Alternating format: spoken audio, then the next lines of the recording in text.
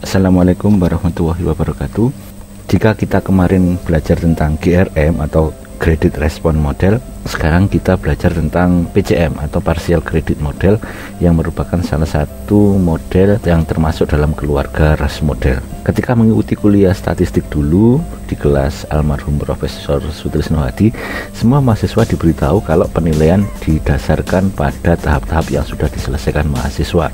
Misalkan di sini saat ujian tentang ANOVA, tahapnya adalah seperti ini.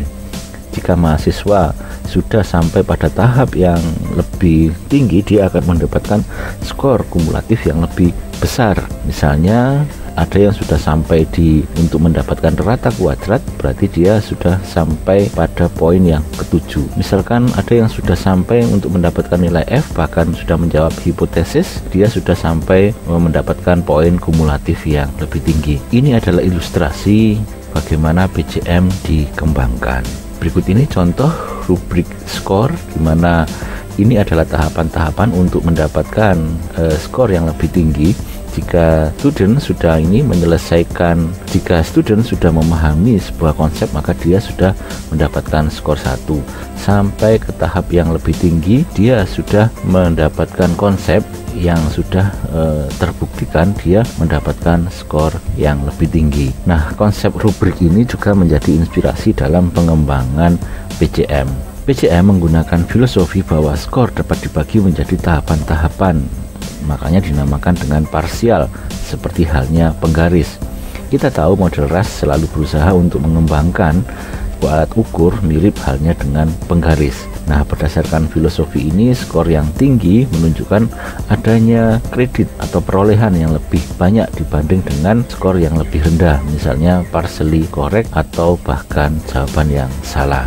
Misalnya ada satu butir, jantung saya merasa berdebar-debar. Untuk mengukur sebuah kecemasan, kita bergerak mulai dari opsi tidak pernah hingga opsi selalu. Ini juga bisa menunjukkan sebuah tahapan-tahapan, di mana jarang masih di bawah dari sering, karena tingkat kecemasan yang dirasakan oleh orang-orang yang jarang merasakan jantung berdebar-debar ini lebih rendah daripada orang yang sering merasakan jantung yang berdebar-debar. Nah, ketika kita mengasumsikan bahwa butir mengikuti pola kredit parsial, maka trait atau ability individu diharapkan memiliki skor yang lebih tinggi daripada individu yang memiliki trait atau ability yang rendah. Kredit adalah penghargaan terhadap kemampuan atau ciri sifat yang dimiliki. Nah, partial kredit merupakan penghargaan terhadap kemampuan ciri sifat yang dimiliki secara bertahap. Partial kredit merupakan keluarga dari RAS family, kemudian dipakai untuk data politomi, tidak hanya untuk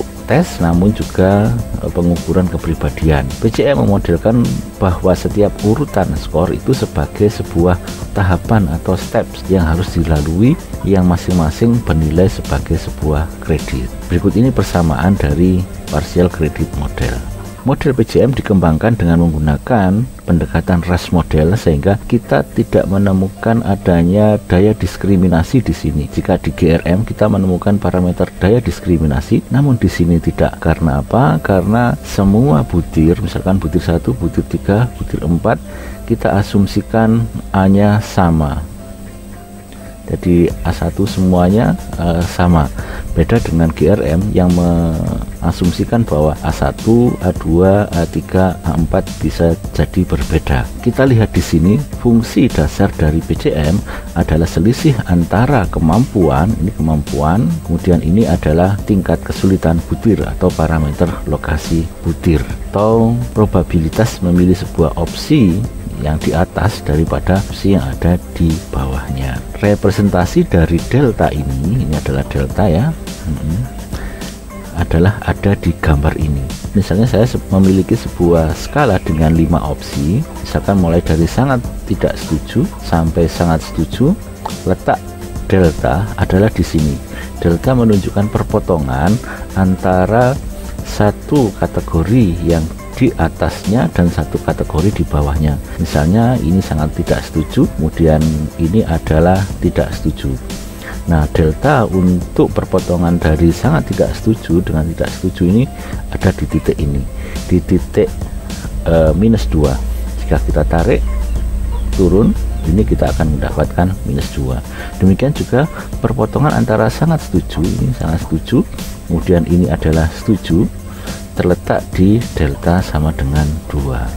Nah, ini adalah representasi dari parameter ini. Banyak nama untuk parameter delta, ada yang menamakannya sebagai parameter tahap atau steps parameter, ada yang menamakannya item step difficulties, atau ada juga yang menamakannya kategori intersection, Andreessen threshold, dan sebagainya. Yang dimaksud dengan partial credit nampak di dalam persamaan ini. Misalnya ini adalah sebuah tahapan dari 5 poin gitu ya. Misalkan ini mendapatkan 2 dari 5, ini mendapatkan 4 dari 5, kemudian ini mendapatkan 5 dari 5.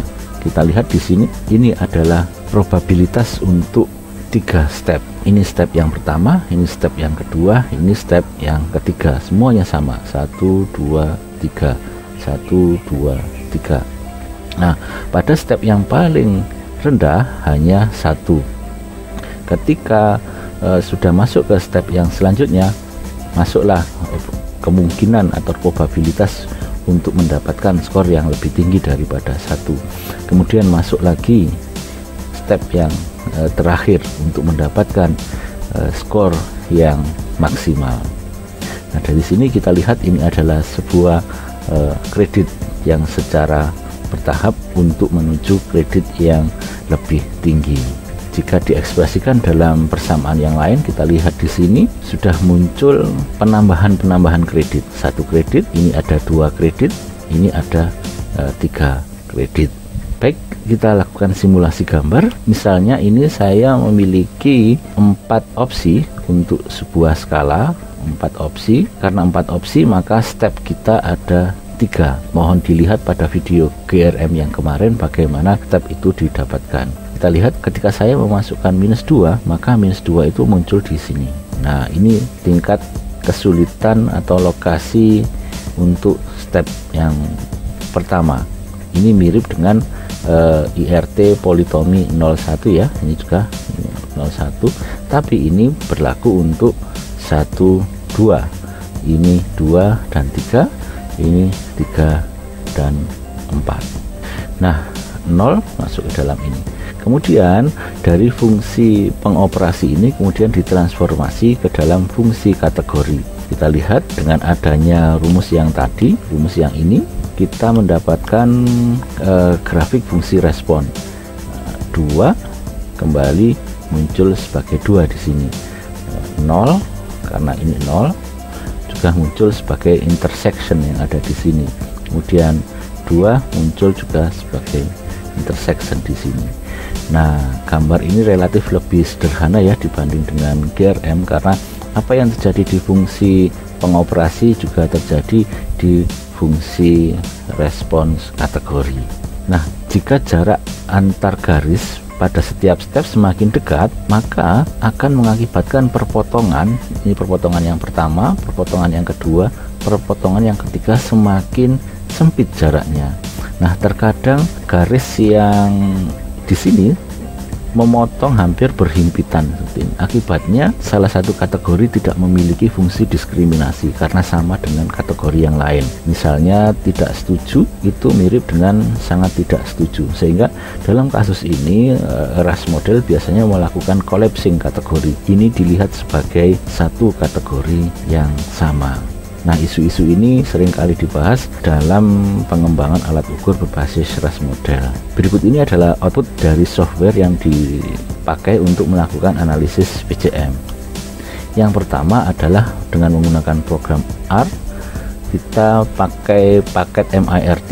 Di sini MIRT mengeluarkan, misalnya ini ada 5 opsi ya, sehingga kita dapatkan 5 garis di garis fungsi kategori ini.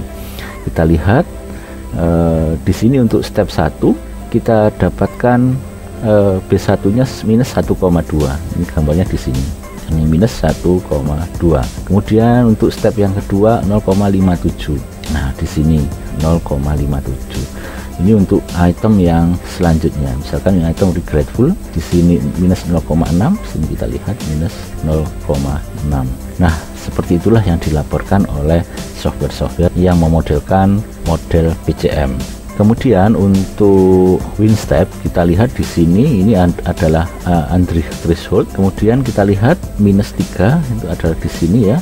Kemudian -7 ada di sini dan selanjutnya sampai 2,73 ada di sini.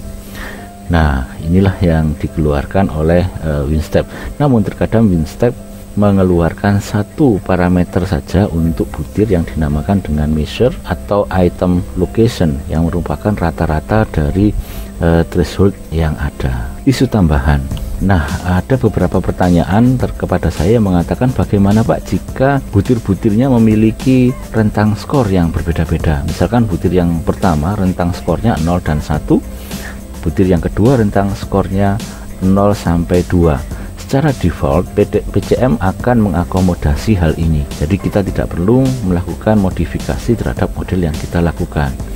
Namun jika kita misalnya butir 1 dan butir 2 memang memiliki kategori atau jumlah opsi yang berbeda, namun skor 1 yang didapatkan dari butir 1 itu setara dengan skor 2 yang didapatkan dari butir 2, maka kita perlu melakukan modifikasi.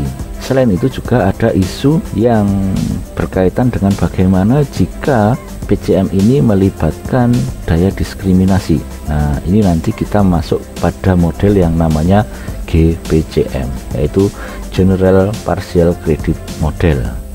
Terima kasih teman-teman atas atensinya. Ikuti lebih lanjut belajar IRT Polytomy pada video selanjutnya. Assalamualaikum warahmatullahi wabarakatuh.